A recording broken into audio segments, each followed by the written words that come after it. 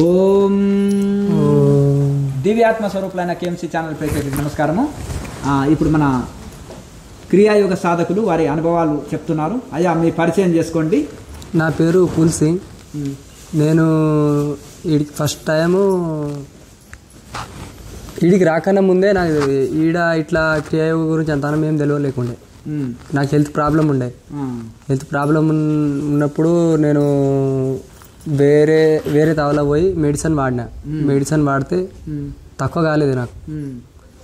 తక్కువ కాకపోతే ఇంకొక తావల మళ్ళా మెడిసిన్ వేరే తావల కూడా వాడినా, అయినా తక్కువ కాలేదు. మా ఇంట్లో అందరూ నాకు ఇక తక్కువ కాదని నమ్మకం ఇడిచేసారు నా మీద. ఇక ఆ తర్వాత ఇట్లా క్రియాయోగ మెడిటేషన్ చేసిన ఆయన నాకు ఇట్లా ఈ ఒక ప్లేస్కు పంపిస్తా, ఆడికి పోయినాక నీకు అంత తక్కువ అవుతుంది, పైసలు ఏం అవసరం ఉండదు, ఆడ చెప్పే క్లాస్ని అది చేసుకో, నీకు అవే తక్కువ అవుతాయి అని చెప్పిండు. అదేవిధంగా వీడికి వచ్చి నేను అది చేసుకున్న 2 నెలల్లోనే నాకు కిడ్నీ స్టోన్స్ ఉండే, హీట్ బాగుండే. ఫస్ట్ 1 మంత్ హీట్ వచ్చింది, బాగా వేడైంది. ఇంకా ఆ దాంట్లోనే హీట్లోనే మామూలుగా కిడ్నీ స్టోన్స్ అనేది మన మూత్రం పోయటం స్టార్ట్ అయింది. పోయినాయి అవి అన్ని, తర్వాత పోయినాయి. 2 మంత్స్ తర్వాత ఇక మంచిగా క్లియర్ అయిపోయింది. సాధన చేస్తుంటే ఇక్కడ ఎప్పుడు ఎవరైతే మహాముద్ర వేస్తారో వాళ్ళకి కిడ్నీ స్టోన్స్ ఉన్నా గానీ మహాముద్ర యొక్క గొప్పతనం ఏంటంటే లోపల మనం శ్వాసను బంధించి ముందు కొంగి ఇది ఉన్నప్పుడు ఆటోమేటిక్ గా ఆ ఒత్తిడితోటి లోపల కిడ్నీ స్టోన్స్ కరిగిపోతాయి. మహాముద్ర గొప్పతనం ఇది. ఈ యొక్క మహాముద్రతోటి మీకు ఈ యొక్క కిడ్నీ స్టోన్స్ మూత్రంలో వెళ్ళిపోతాయి. మూత్రంలో వెళ్ళిపోయినట్టు కనిపించిందా మీకు? కనిపించినాయి సార్. ఎందుకంటే మహాముద్ర ఎక్కువ సెట్లు వేసారు కదా. మహాముద్ర ఎవరైతే పర్ఫెక్ట్ ఎక్కువ సెట్లు వేశారో కిడ్నీ స్టోన్స్ కరిగిపోయి మూత్రం ద్వారా వెళ్ళిపోతాయి. మళ్ళా నాకు పగిలిపోయి ఈ శుద్ధరాలు అంటారు కదా, చిన్నగా సన్న ఇసుకరాయిలాగా మూత్రంలో వెళ్ళిపోతుంటుంది. లావు ఉన్నప్పుడు మూత్రంలో రాదు. అది పగిలిపోయి ముక్కలు అయినప్పుడు అది మూత్రంలో ఈజీ వెళ్ళిపోతుంది. అట్లా కిడ్నీ స్టోన్స్ వెళ్ళిపోయినాయి. తర్వాత నాకు నరాల వీక్నెస్, మళ్ళా తిమ్మిర్లు, చాలా మందికి కిడ్నీ స్టోన్స్ పోయినాయి మహాముద్ర వలన. మళ్ళీ తిమ్మిర్లు అవి వస్తుండే. నాకు కూర్చొనికి రాకుండే ఎక్కువ టైం, 15 నిమిషాలు 20 నిమిషాలు అట్లా కూర్చుంటుంటే ఫస్ట్ స్టార్టింగ్ కష్టం అనిపించేది. తర్వాత మహాముద్ర వేసుకుంటా మళ్ళీ కూర్చున్నాడు. అట్లనే ప్రాక్టీస్ చేసిన. అట్లనే మెల్లగా ఇప్పుడు 3 గంటలు 4-5 గంటలు కూడా కూర్చోగలుగుతా. అట్లా అలవాటు అయిపోయింది. మంచిగా అభ్యాసం చేయగా మంచిగా. ఎవరైతే మహాముద్ర పర్ఫెక్ట్ వేసి మహాముద్రలో సిద్ధి పొందారో ఆసన సిద్ధి ఆటోమేటిక్ వస్తుంది. నడుములు, కాళ్ళు, చేతులు ఫ్రీ అవుతాయి. ఒకే ఆసనంలో ఎక్కువసేపు కూర్చునే శక్తిని మహాముద్ర ప్రసాదిస్తుంది అన్నాం కాబట్టి మీరు మహాముద్రతోటి కిడ్నీ స్టోన్స్ పోయినాయి, ఆసన సిద్ధి కలిగింది. మళ్ళీ ఇంకేమంటే ఎక్కువ టైం ఇట్లా కూర్చోవడం వల్ల మెల్లమెల్లగా ఏమైందంటే నాకు బాడీలో చేంజెస్ కనబడ్డాయి. వెయిట్ తగ్గడం, మళ్ళీ ఏమదంటే ఈడ ఆజ్ఞా చక్రంలో చల్లగా వస్తుండే, బాడీ అంతా కూల్గా కావడం. ఫస్ట్ హీట్ బాగుండే, నాకు హీట్ పోయింది. తర్వాత అవే చేంజ్ అయినాయి. ఎప్పుడైతే కేచర్ లో ఉండి సాధన చేసినాం అనుకో అమృతం వచ్చి శరీరంలో హీట్ తీసేస్తుంది. అవును సార్. అట్లా మెల్లమెల్లగా చేంజెస్ వచ్చినాయి బాడీలో. శరీరంలో ఇప్పుడు బరువు తగ్గారు, శరీరంలో హీట్ పోయింది, కిడ్నీ స్టోన్స్ పోయినాయి. మళ్ళా ఆసన సిద్ధి కూడా పోయింది. నరాల వీక్నెస్, తిమ్మిర్లు కూడా పోయినాయి. తిమ్మిర్లు వస్తుండే, అవి కూడా పోయినాయి. శరీరం బలహీనంగా ఉండేది, ఇప్పుడు యాక్టివ్ గా మంచిగానే ఉంది, స్ట్రాంగ్ అయింది. అంటే ఇప్పుడు మీరు అనుకున్న హెల్త్ ప్రాబ్లమ్స్ మెడిసిన్ లేకుండానే తగ్గిపోయినాయి. ఫస్ట్ మంత్కు నాకు 10,000 8,000 అట్లా ఉంటుండే మందులు వాడుతుంటే. వీడికి వచ్చినాక ₹1 కూడా ఖర్చు చేయలేదు నేను. అందుకని ఇప్పుడు మీకు ఈ సాధన మీద నమ్మకం కుదిరింది. అవును సార్. ఇంతవరకు గుళ్ళకు పూజలకు పోతుంటే కదా, ఏదన్నా ఒక గుడి ఉందంటే దర్శనాలకు ఇంట్లో ఎక్కువ పూజలు చేయకుండా గుడికి వెళ్ళడము పోతుంటే ఇవన్నీ ఉంటుండే, భక్తి ఎక్కువ ఉంటుండే. వీడికి వచ్చినాక కూడా అభిషేకం బాగా చేస్తావు కదా, అభిషేకాలు పూజలు చేస్తూ ఉంటాను. దాంతో పాటుగా ఈ సాధనం మీకు ఎక్కువ బెనిఫిట్ ఇచ్చింది. అవును సార్. అప్పుడు సాధన మీద మీకు ఎక్కువ నమ్మకం కలిగింది. ఇప్పుడు ఈ రోజు మీరు పొందిన అనుభవం చెప్పండి. ఈరోజు ఇన్ని రోజుల నుంచి చేసిన దానికంటే ఈరోజు కొంచెం డిఫరెంట్గా ఉన్నది సార్. ఈ ఆజ్ఞా చక్రంలో ఏమంటే బాగా ఇట్లా మెరుపులు వచ్చినట్టు, తర్వాత సూర్యుని ప్రతిబింబం కనబడుతుంది చూడు, అట్లా వెలుగు బాగా కనిపించింది. మధ్యలో ఏమో చీకట్లు ఎక్కువ ఉండే, దాంట్లో హాయిగా కనిపించింది. ఫస్ట్ కొంచెం చీకటి అయిందా? చీకటి అయింది. ఆ. తర్వాత హాయిగా అనిపించింది, మంచిగా అనిపించింది. అదే ఇప్పుడు ఎందుకంటే ఇప్పుడు ఈ క్రియాయోగంలో ఎంత శక్తి ఉందంటే, ఎంత గొప్పదంటే, ఇది మనం నార్మల్ ధ్యానంలో కొన్ని సంవత్సరాలు 20-30 సంవత్సరాల ప్రయత్నం చేస్తే కలిగిన అనుభూతి ఇలా కొన్ని నెలల లోపల కూడా ఆ ఫలితాన్ని మనం పొందొచ్చు. ఇప్పుడు మనం 6 నెలలు నడుచుకుంటూ పోతే పడుతుంది కాశీపోవాలంటే, ఫ్లైట్ ఎక్కితే 1 గంటలో వెళ్ళిపోతాం కాశీకి, విశ్వనాథుని దర్శనం చేసుకుంటాం. అట్లా అందుకనే ఇక్కడ మీకు ఇది స్పీడ్ ఫలితము శాస్త్రీయంగా ఉంటుంది, ఎక్కువ ఫలితం ఇస్తుంది. ఇప్పుడు మొదలే మనం ఆరోగ్య సమస్యలు పోతాయి అంటాం, మోక్ష సాధనే ఇది. మొదలు ఆరోగ్య సమస్యలు పోతాయి అన్నట్టు ఇప్పుడు మీకు రుజువు అయింది. స్టార్టింగ్ లే ఆరోగ్య సమస్యలు పోయినాయి, స్టార్టింగ్ లోనే పోయినాయి, తర్వాత అనుభవాలు వచ్చినాయి. ఇప్పుడు మీకు రూపాయి ఖర్చు లేకుండా అన్ని శరీరంలో రుగ్మతలు పోయినాయి, మొత్తం పోయినాయి. తర్వాత మీకు ఒక మనశ్శాంతి కలిగింది. భక్తి అంటే గుడే కాదు, పూజనే కాదు, మన అనుభవాలు, మనకు దైవం స్వయంగా మనకు అనుభవాలు కలుగుతాయి ఇక్కడ మీకు అర్థమైంది. ఇప్పుడు అదే మీకు కూటస్థంలో కనిపించింది ఆత్మసూర్యుడు, అదే జ్యోతిర్లింగం. మీకు శివుడు అంటే ఇష్టం కదా, అదే జ్యోతిర్లింగం మీకు కనిపించింది. మనం బయట ఉండేటి రాతిలింగాలు, కానీ ఇక్కడ జ్యోతిర్లింగం, మన కూటస్థంలో జ్యోతిర్లింగాన్ని దర్శనం చేసుకుంటున్నాం.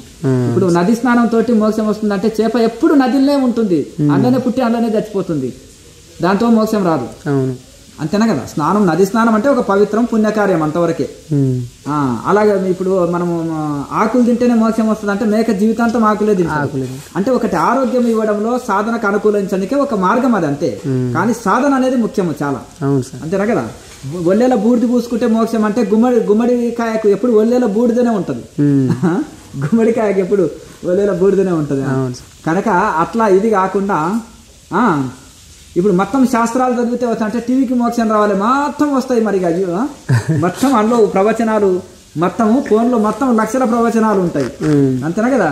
ఫోన్ ఊరికే చెప్తుంటది మనకు, అంతేనా కదా? ఊరికే పుస్తకాలు చదివి బోధిస్తే మనకేముంటదంటే శ్రమనే. గాడిద గండపు చెక్కల్ని గాడిద మోస్తుంటే బరువే, అది బూడిదలో పొరలాడుతుంది కాబట్టి లాభం లేదు, ఆ బూడిదలనే పొరలాడుతుంది మళ్ళీ అది. కనుక ఆ యొక్క గండపు చెక్కల్ని ఎవరికి అయ్యా అంటే మనసులు పూసుకుంటారు కాబట్టి అది లాభం పొందుతాం. కబీర్ దాస్ అంటాడు, పెరుగుని చిలికితే వెన్న తిన్నది ఆత్మజ్ఞానులు, వెన్న తిని తృప్తి పడ్డారు, నీళ్ల మధ్యగా పండితులకు దొరికింది అంటారు.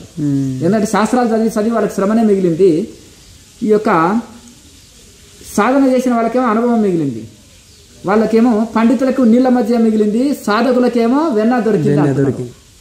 అంతే కదా? కనుక సాధకులకు వెన్ననే దొరుకుతుంది శ్రమ లేకుండా, తక్కువ శ్రమతో. పండితులకేం నీళ్ల మధ్య దొరుకుతుంది, అన్ని శాస్త్రాలు చదివి. ఎందుకంటే వాళ్ళ శరీరం రోగాల పుట్ట ఉంటుంది, మనసు చంచలం ఉంటుంది, ఇక ఏమీ ఇది ఉండదు సాధన లేనందుకు. అర్థమైంది కదా? ఏ ఆధ్యాత్మిక లాభం 100% పొందలేకపోతారు. నీళ్ల మధ్య ఏముంటది? శక్తి ఉంటుంది, అందులో వెన్నెలనే సారం ఉంది, శక్తి ఉంది. దైవానుభూతి పొందిన వాళ్ళకి ఆ శక్తి, ఎనర్జీ ఉంటది. అర్థమైంది కదా? పండితులకు శ్రమ మిగులుతుంది, ఆత్మజ్ఞానులకు ఫలం మిగులుతుంది. కనుక అంటే ఉట్టి సాధన లేకుండా శాస్త్రాలు చదివిన వాళ్ళకు శ్రమనే మిగులుతుంది. ఇటు శాస్త్రము మళ్ళీ సాధన రెండు ఉన్నాయనుకో ఇంకా మంచిది. కనుక పూర్వకాలంలో చదువు రాని వాళ్ళు కూడా ఎంతో ఋషులు ఉన్నారు, సాధన. రత్నాకరుడు చదువు రాని వాడు ఋషి కాలేదా? సాధన. కనుక అట్లా ఆ విధంగా వాల్మీకి ఋషిగా అయ్యిండు రత్నాకరుడు, ఎందుకంటే సాధన ఇది. ఇప్పుడు మీకు సాధన మీద పూర్తి నమ్మకం కలిగింది సార్. ఇప్పుడు రోజుకి ఎన్ని గంటలు చేస్తున్నారు సాధన? 3 గంటలు ఖచ్చితంగా చేస్తాను స్వామి. నేను 3:30కు 3కి లేచి 7 దాకా కూర్చుంటాను ఖచ్చితంగా. అంటే 4 గంటలు కూర్చుంటున్నాను. 4 గంటలు, 3:30 గంటలు, 4 గంటలు అట్లా కూర్చుంటాను. సాయంత్రము మళ్ళా పొద్దున 2 పూటలు 3 గంటలు అంటే 6 గంటలు కూర్చుంటారు సాధన జరుగుతుంది. అంటే ఉదయం 4 గంటలు అవుతుంది, సాయంత్రం 3 గంటలు. అద్భుతం. అది కూర్చున్నప్పుడు వైబ్రేషన్ వచ్చినట్టు, ఇట్లా మన ఒళ్ళంతా జలిదిరిచ్చినట్టు పులికింతలు అవన్నీ వస్తూ పోతూ ఉంటాయి సార్. మరి ఒకవేళ మీరు ఈ క్రియాయోగములోకి రాకముందు ఎట్లా ఉంది, వచ్చిన తర్వాత ఎట్లా ఉంది? రాకముందు అంటే అది వేరుండే స్వామి, మొత్తం ఇది లేకుండా జీవితం వేరు. అది ఊహించుకుంటే ఎట్లా ఉంది ఇప్పుడు మీకు? దానికంటే ఇదే మంచిగా ఉన్నా సార్. కాదు, అది ఒకవేళ రాని స్థితి ఊహించుకున్నప్పుడు అందులో మీ అనారోగ్య స్థితి, చంచలమైన స్థితి, భయము, పిరికితనము. అవునవును స్వామి, మనుషులు చూస్తే భయపడుతుంటేవి కదా. అవును స్వామి. 6 months నుంచి ఉన్నావు ఆశ్రమం? 6 నెలల నుంచి ఉన్నావు. మనుషులను చూస్తే భయపడుతుంటివి, ఇప్పుడు మంచి ధైర్యము అంతా మంచిగా అనిపించింది. సంతోషం. అన్ని వస్తాయి సాధన, కల్పవృక్షము కామధేనువు అన్ని ఇస్తుంది సాధన. మంచి సాధన చేయండి, తరించండి. బ్రహ్మజ్ఞాన భారతే మన లక్ష్యం. అందరూ ఆరోగ్యంగా ఉండాలి, మనశ్శాంతిగా ఉండాలి, బ్రహ్మజ్ఞానంతో ఉండాలి. అది క్రియాయోగ ధ్యానంతో సాధ్యమవుతుంది. పతంజలి మహర్షి ఉపనిషత్తుల యోగోపనిషత్తుల సారాన్నంతా తీసి పతంజలి సూత్రాలుగా అందించి అష్టాంగ యోగం రాసి అష్టాంగ యోగ సారాన్ని క్రియాయోగం అని చెప్పి తపస్వాధ్యాయ ఈశ్వర ప్రణిధానాన్ని క్రియాయోగ, సమాధి గురించి వర్ణించి ఆ స్థితిని క్రియాయోగంతో అందుకుంటామని 2వ పాదంలో ఈ క్రియాయోగ సూత్రం చెప్పి తపస్వాధ్యాయ ఈశ్వర ప్రణిధానాన్ని క్రియాయోగ అని చెప్పారు. అది సాధన చేసి ఈ కాలం వాళ్ళు తరించండి, ఆరోగ్యము శాంతి మోక్షం పొందండి, అన్ని పొందుతారు.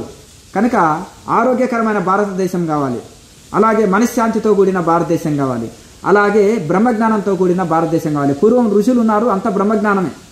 మళ్ళీ ఇప్పుడు విదేశీ అనుకరణతోటి అలాగే మన యొక్క సంస్కృతిని వదలడం వలన, మన శాస్త్రాలని వదలడం వలన, మన బ్రహ్మ విద్యని వదలడం వలన, మన సాధనలని వదలడం వలన, మన యోగ మార్గాన్ని వదలడం వలన మళ్ళా అజ్ఞానంగా మారిపోతున్నారు.